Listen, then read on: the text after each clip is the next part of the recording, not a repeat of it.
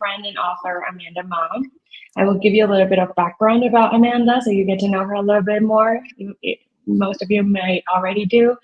Amanda Ma is an event industry professional with 20 plus years of experience in event management, experiential marketing, design, and execution. Her agency serves clients like Google, TikTok, Toyota, and East West Bank.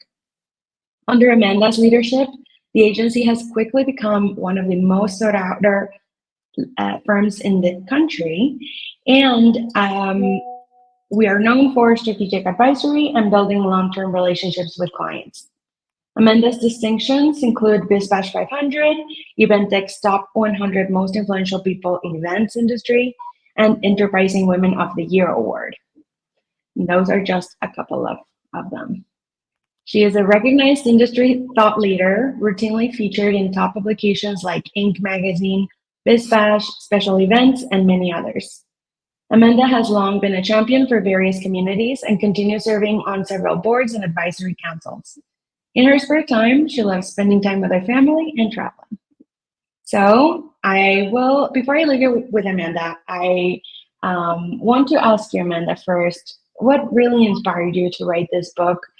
I don't know that there are 100 books on event management, but I do believe that yours is also really insightful in providing some insights into an event manager career, an event strategic career. So tell us a little bit more about what inspired you to write this book. Thank you, Sarah. So exciting to be sitting here today. I think when we first set out to say, I'm going to write a book, this year is actually our agency's 10th anniversary. And I happen to be in events for more than 2 decades now, kind of like what Sarah mentioned. And as I was really reflecting on my journey in this industry, I thought what would be a better way to give back to the community than share about my journey, not only as a businesswoman, but also just in a businesswoman in events.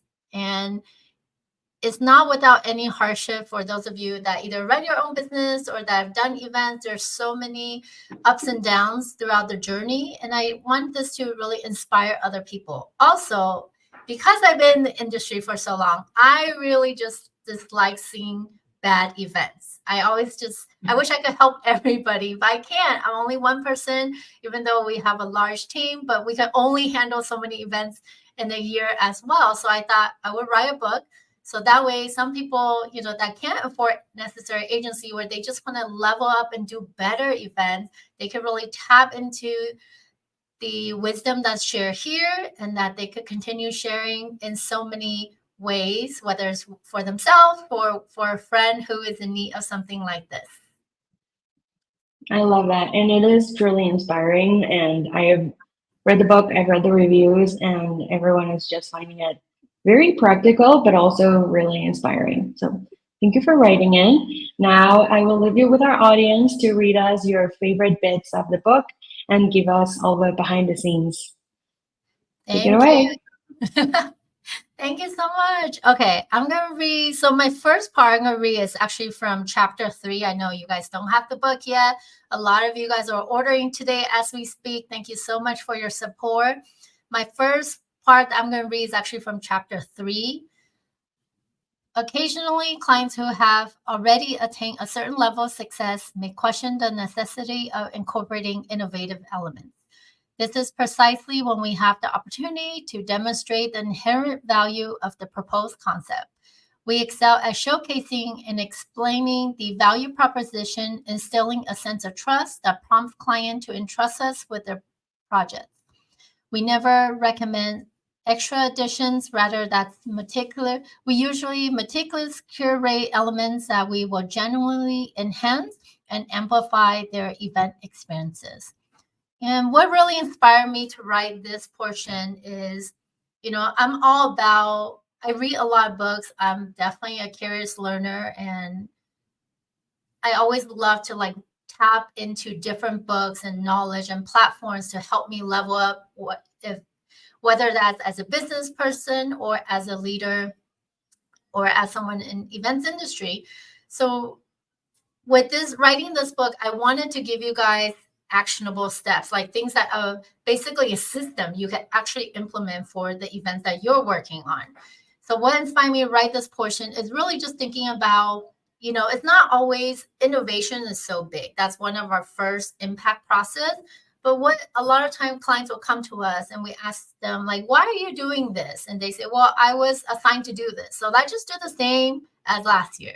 And I don't love that answer. I feel like events is such a great opportunity to make connection. I got into the business because I love people. I love seeing that event is a platform to help build further connection and to bring people together. So then really in thinking that how can you make each event really innovative and really different, right? So you're not producing the same event every year. Every year you should really think of what are some innovative ways, because there are so many new technologies, so many new creative ideas, or what's trending, what's culturally relevant for us to really have that conversation either with, among the people you're planning with or the stakeholder. I think it's really important to really think of that very holistically from the beginning. So I really like this portion. I guess I just like fresh ideas. I want people to be able to come and say, oh, we attended this influencer event last year. Wow, but this year they stepped it up even more. They now have this new idea here. Or I attended this gala last year, but now they have this new activation upon arrival, right? So people are kind of, yes, it's the same event, but it could be different in that sense. For example, one gala we did, or it was actually a conference, we really infused like surprise and delight elements. And then that is also part of it, thinking what other elements can you infuse? So we had a very much like a Beauty and the Beast moment. We happened to have Betty Portos, one of our favorite stores, Portos, and then she was the speaker. And it was really funny. And I happened to be sitting at a table and they said, wouldn't it be amazing if we had Portos dessert right now? And funny thing is, because they have no idea what we planned, but by the end of her fireside chat, we actually had dessert coming out like Beauty and Beast style. And it was, everybody loved it. Everybody stood up, picked up their phone and started recording. So those are like moments we're trying to create. All right, moving on to another chapter that I love. So this is for chapter 5. Choosing a suitable venue can significantly impact the success of an event in several profound ways. The venue sets the tone and atmosphere, providing the background against which activities and interaction unfold. A well-chosen venue not only meets logistical needs like capacity and amenities, but also enhances overall attendee experience with the ambiance and aesthetic appeal. This chapter, we really dive into planning, the P and the impact process. And we always say venue is such a big component of an event experience. You could really, a lot of time we use the venue as an inspiration in terms of like planning what the event will be like, what the attendee journey will be like.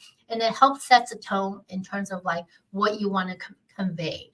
So to give you an example, I guess this really came up when I was thinking about a national event that we planned last year.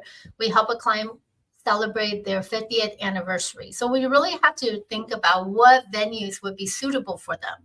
So in terms of our conversation, we want to celebrate their history and also where they're going. So then just in communication, like, what do you guys support? What are you passionate about? And then we found out they actually support the Academy Museum.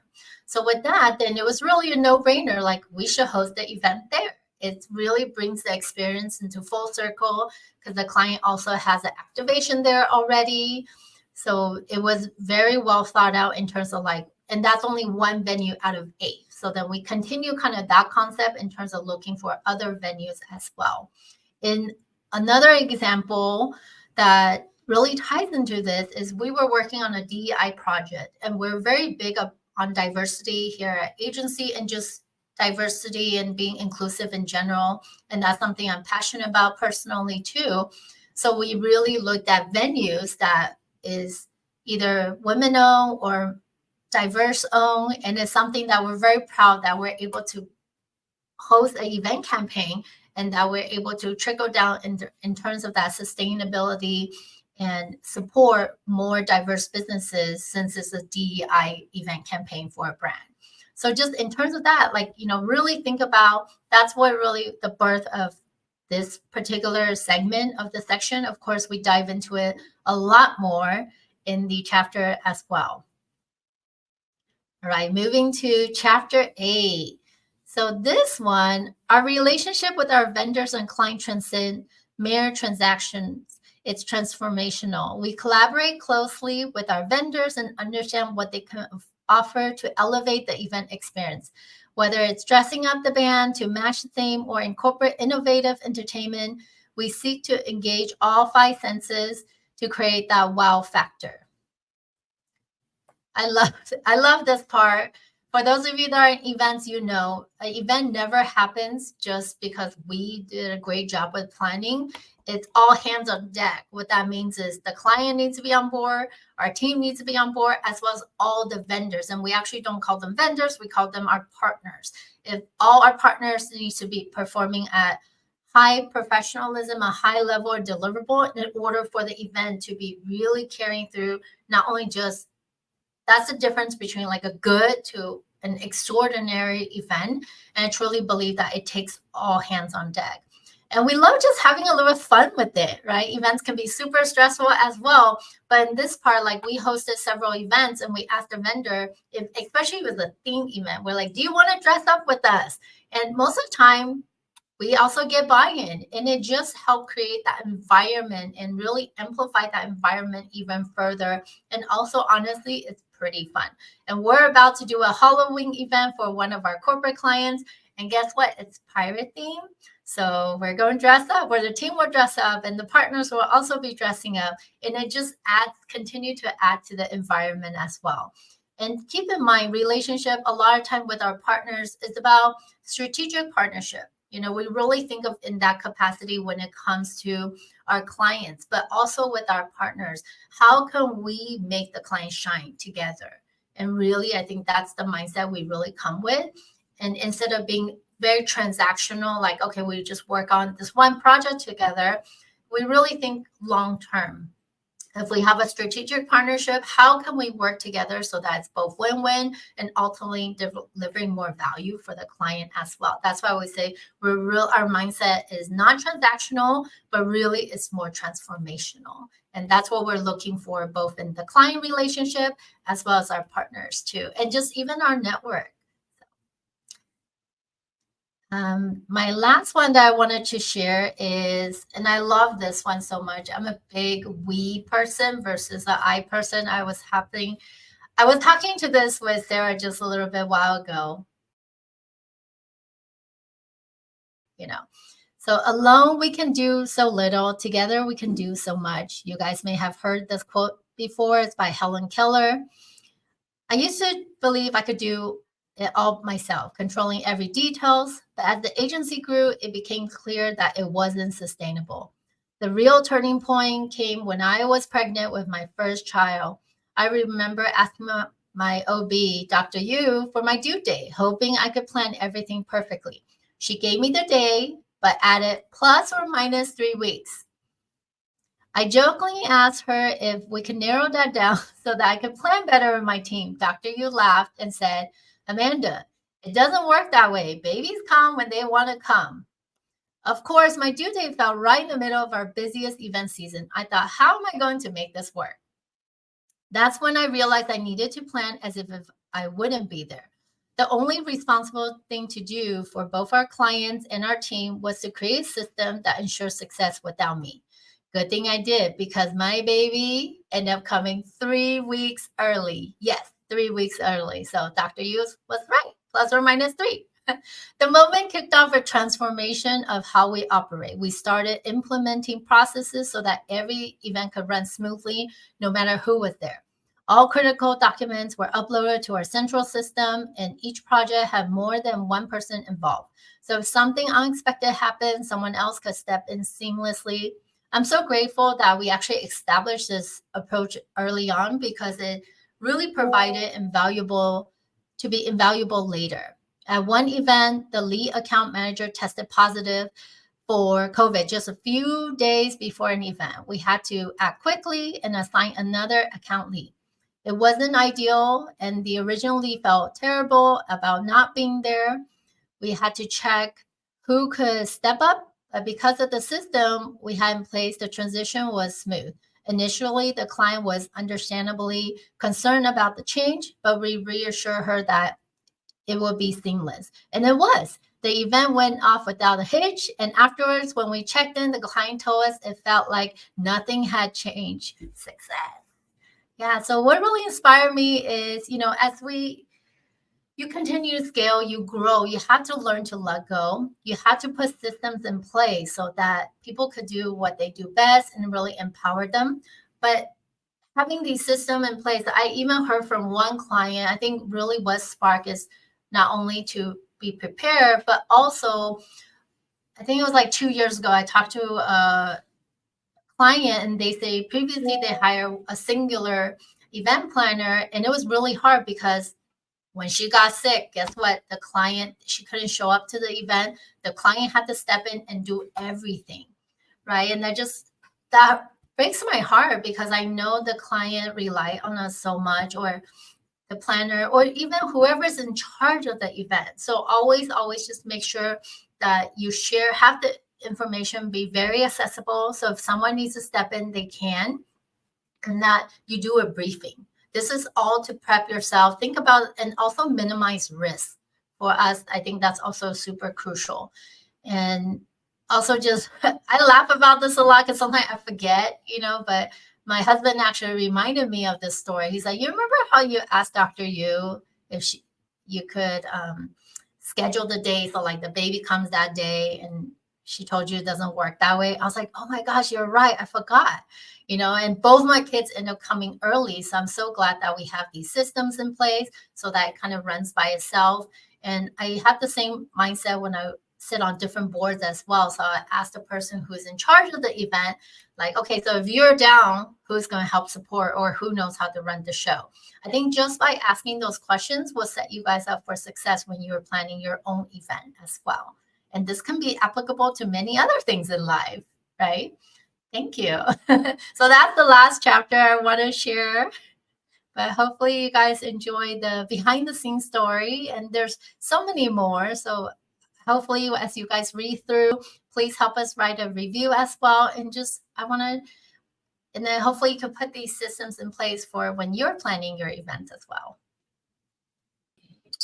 Oh my gosh, those were amazing. If that doesn't make you want to buy the book and read it, I don't know what will. Thank you, Amanda, for sharing all of those insights. I think it's really, really interesting when you get to see the behind the scenes of a really outstanding career. And I'm sorry to say this, but like you are truly like a thought leader in the industry. I know you're very humble, but somebody has to tell you. And I think it's really invaluable to share your knowledge, your expertise, and someone young just joining the event industry will definitely find a lot of treats in the book. So thank you for sharing all that. We do have a couple of questions submitted by the audience. So I am going to read a couple to you, and yeah, we can hit it off. So, okay, number one is, what do you think is the biggest mistake companies make when planning events, and how can they avoid it? Ooh, that's a good one. Whoever asked that, kudos to the great question.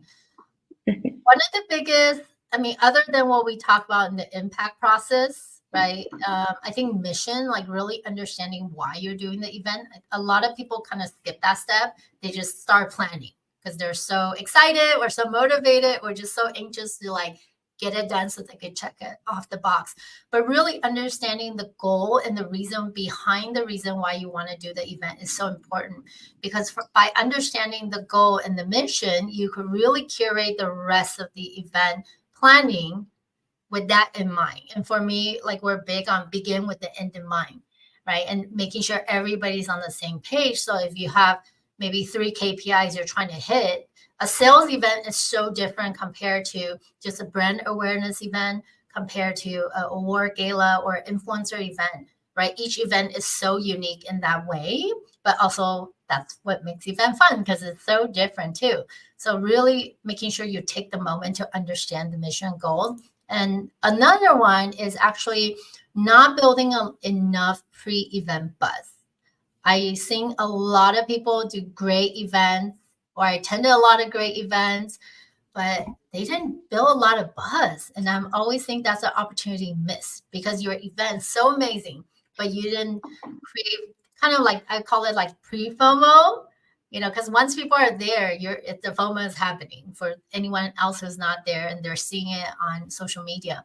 But if you have amazing speaker, you have an amazing lineup of talent, or just it's really great to offer sneak peeks. Don't give everything away. Okay. So I do want to offer that disclaimer, but offer some sneak peek. Like, I don't know, Jessica Alba's going to be a speaker, or so-and-so is going to be, Bruno Mars is a lineup. Okay. Maybe it's not Bruno Mars. That's very, but just kind of like teaser, or like, oh, you could build your, what was the one? Oh, like jewelry station, you could customize that, like something fun, something different.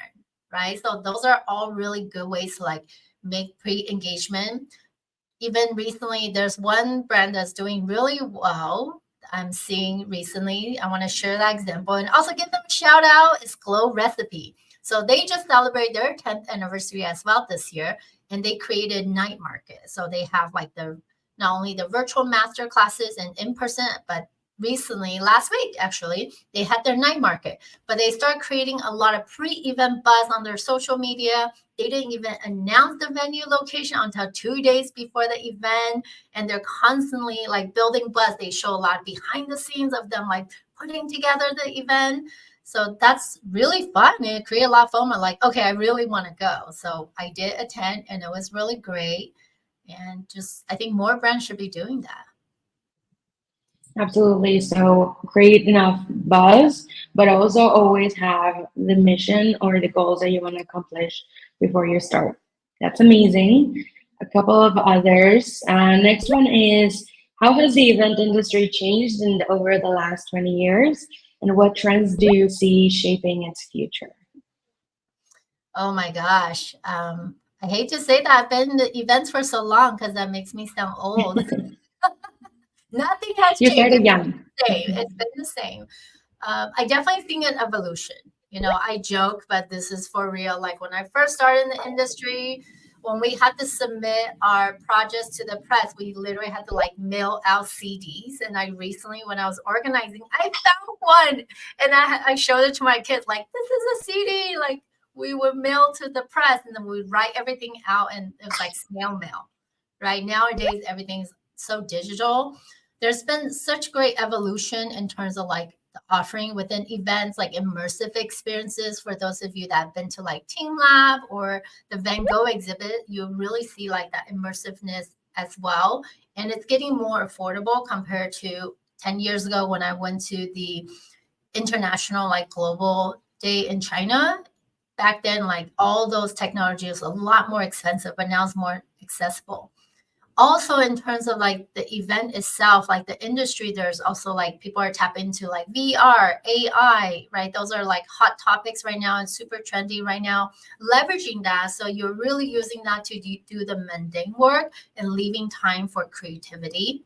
And last but not least, like what we're seeing, and we call this, Sarah, we called this out at our State of Industry earlier this year in terms of like brand collaboration. It's not about doing things alone anymore. It's thinking strategically what other brands has the same target market as you, so that you guys can collaborate it and amplify your reach as well. And that's actually one of my favorite trends that I'm seeing more and more of. And we're also doing the same thing with our clients too. Thank you for that. So create an immersive experience, do more brand collaborations, and hopefully we get a lot of other technological advances. So we'll check back in with you in 20 years to see, how we did. Okay, we do have one more. Do you have a favorite project or event that you've managed, and why does it stand out? Oh my gosh, it's like you're asking me to pick my favorite child, and I love you both. But in terms of project, I guess two comes to mind just because it's more recent, right? So the 50th anniversary that I mentioned, because it is a nationwide campaign where we were planning that event. It was a 2-year commitment in terms of like the whole planning, like from strategy to ideation to ultimate execution, and making sure that when we execute it and implement it in the 8 different events, that essentially each event just kept getting better and better, but then the branding and also the look is very consistent, right? That's why the brand hired one brand. And also I just love the mission behind the brand that we're working with, like bridging culture. That's something I'm personally very also in touch with, and I also love. I just think the world is so vast and there's so many opportunities. So I really resonated with the messaging. And just in terms of the complexity, I think like at different stages in your life, that one stand out because it's a different level of complexity. I remember a few years ago, like before COVID hit, we were on our 3rd presidential event, and I still remember when we did our first one, you were like, wow, I reached another milestone working with Secret Service and the White House. What's next? So this kind of brings it to another level.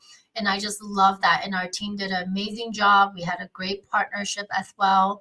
And ultimately, it was a very successful event. So very happy to see that shine through.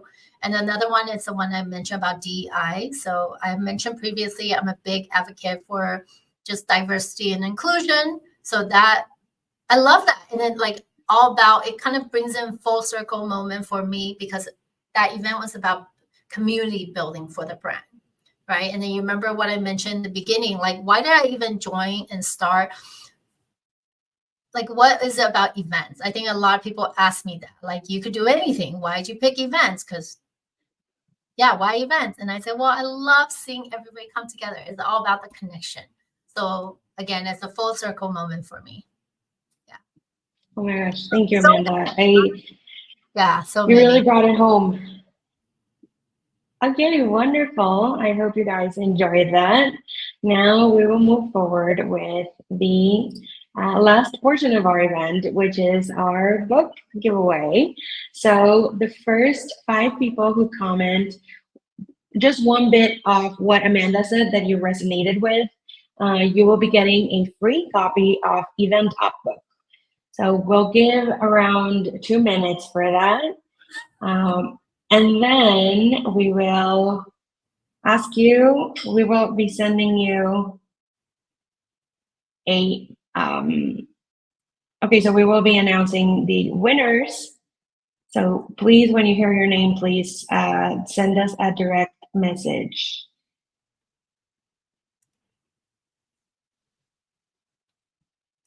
It's awesome. I feel like we need to like a countdown clock or something as you guys do this. Yeah. 3, 2, We would love to hear what resonated with you, what stood out, what didn't stand out. Hopefully it's okay. Veronica, say it's all about teamwork. Yes, Veronica. Thank you for tuning in. Yes, I agree. And Veronica Okay, is a leader herself. So she sits on many boards and she's a leader in her own right.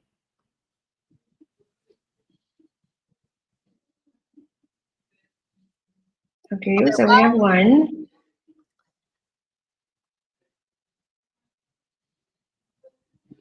Wonderful. Yeah. Okay. We also want to take a moment to thank the team that made today's launch possible. Our amazing team, Andy, Janine, Jennifer, Nadia. Thank you so much. Thank you, Amanda, for sharing all of these amazing insights with us. And we hope to see you all very soon. So Veronica Corona and Jose Manuel Gomez, please send us a direct message so we can send you a book straight to your home. Thank you so much, and we'll see you soon. Thank you.